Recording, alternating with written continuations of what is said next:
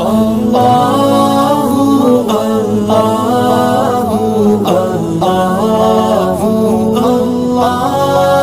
दरियाफ्त किया कि क्या हुआ, और आपने मुझे बताया कि आपने फ़ौरन पुलिस के आला अहदेदारों से बातचीत भी की। मैं आपका बेहद शुक्रिया अदा करता हूं कि आपने अपनी संवैधानिक जिम्मेदारी को एक रुकने पार्लिमान की जान पर जब कातिलाना हमला किया गया टोल गेट पर, आपने उस बात की। मैं आपका शुक्रिया अदा करता हूं।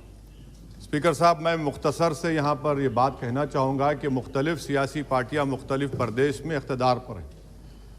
ये बात आप तमाम को मैं गोशगुजार कर रहा हूँ कि आखिर ये कौन लोग हैं जो गोली पर भरोसा करते हैं, बैलेट पर नहीं करते। आखिर ये कौन लोग हैं जो इतना रेडिकलाइज हो चुके हैं कि इनको इस संविधान पर एतमाद नहीं रहा, उनको अंबेडकर के बनाए हुए संविधान के ख़िलाफ़ हैं, जो इतनी नफ़रत पैदा करते हैं। आखिर ये कौन लोग हैं? मैं इसको सियासी गुफ्तगू नहीं करूँगा, ये सब के लिए छोड़ रहा हूँ, क्योंकि जहाँ तक मुझे मालूम कि मैं 2 मरतबा का विधायक हूँ, 4 मरतबा का सांसद हूँ, और अगर इस तरह से अगर राजनीति आगे बढ़ेगी कि टोल गेट पर गाड़ी रुकती है और 4 राउंड गोलियाँ चलाई जाती हैं, आखिर इन नौजवानों को ये कैसे रेडिकलाइज हुए? और मैं सरकार से पूछना चाहता हूँ कि क्या उन्होंने ये रेडिकलाइजेशन सैयद कुतुब की किताब पढ़कर रेडिकलाइज हुए, अब्दुल्ला अज़ाम की किताब पढ़कर रेडिकलाइज हुए, या अयमन अल ज़ोहरी की किताब पढ़कर रेडिकलाइज हुए?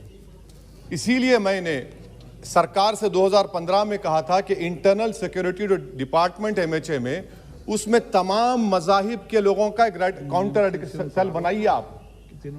और सर, ये रेडिकलाइज हो चुके हैं तो भारत की इससे राइट विंग कम्युनिज्म और टेररिज्म बढ़ेगा। मैं आपसे अपील कर रहा हूं कि जो गलती NDA 1 में की थी, आप वही करने जा रहे हैं। आपको नुकसान होगा, आपकी सरकार को नुकसान होगा, देश को तो, देश की सालिमियत को खतरा तो पैदा हो रहा है। सर, मैं आपके जरिए से सरकार को यह भी बताना चाहूंगा कि जिन लोगों ने ये रेडिकलाइजेशन किया है, आप इस पर गौर करिए, इन पर UAPA क्यों नहीं लगाते आप?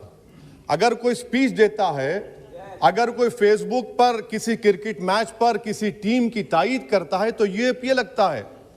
एक सिटिंग MP के ऊपर UAPA नहीं लगेगा सर। मैं सरकार पर छोड़ता हूं।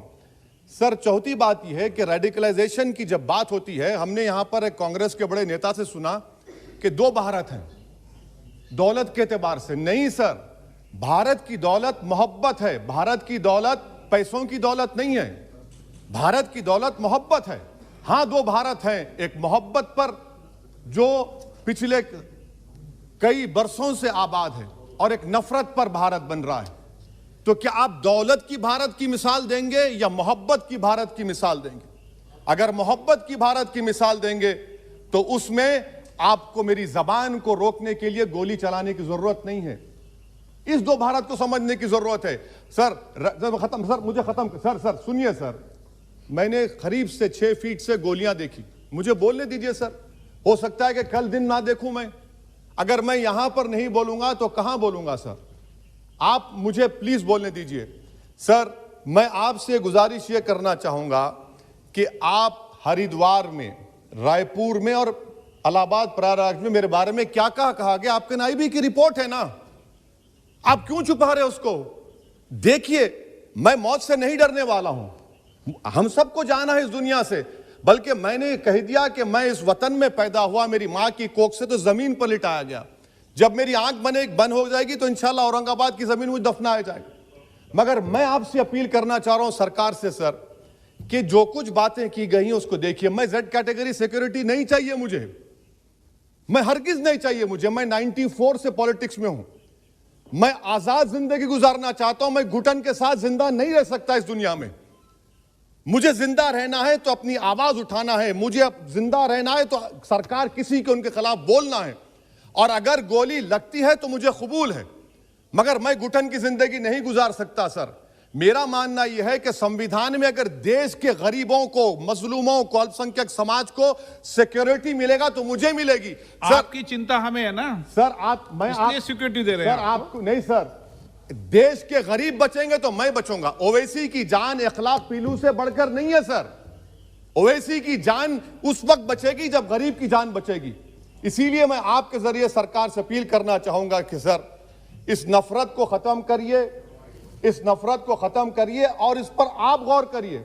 मैं नहीं लूंगा सिक्योरिटी, मैं जेड कैटेगरी नहीं चाहता हूं सिक्योरिटी। मुझे ए कैटेगरी का शहरी बनाइए आप, मुझे ए कैटेगरी का शहरी बनाइए ताकि मेरी और आपकी जिंदगी बराबर हो।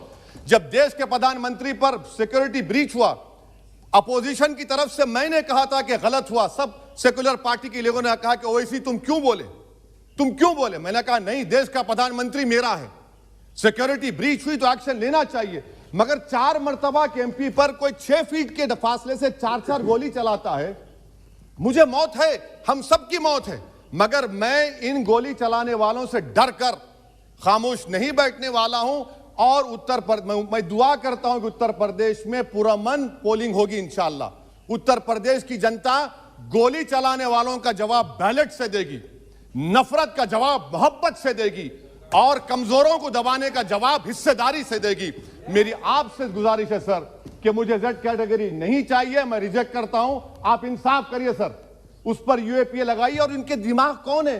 2 लोग रेकी करते हैं, उनको मालूम कि मैं मीरठ किठौर से आ रहा हूं उस टोल गेट पर, और 6 फीट के फासले पर गोली चलाते हैं। तो आप देख लीजिए सर, आप सरकार के हवाले, अगर आप इंसाफ करना चाहें आप इंसाफ कर सकते, मगर रेडिकलाइजेशन आपको नुकसान पहुंचाएगा और इससे राइट विंग टेररिज्म बढ़ेगा। शुक्रिया सर।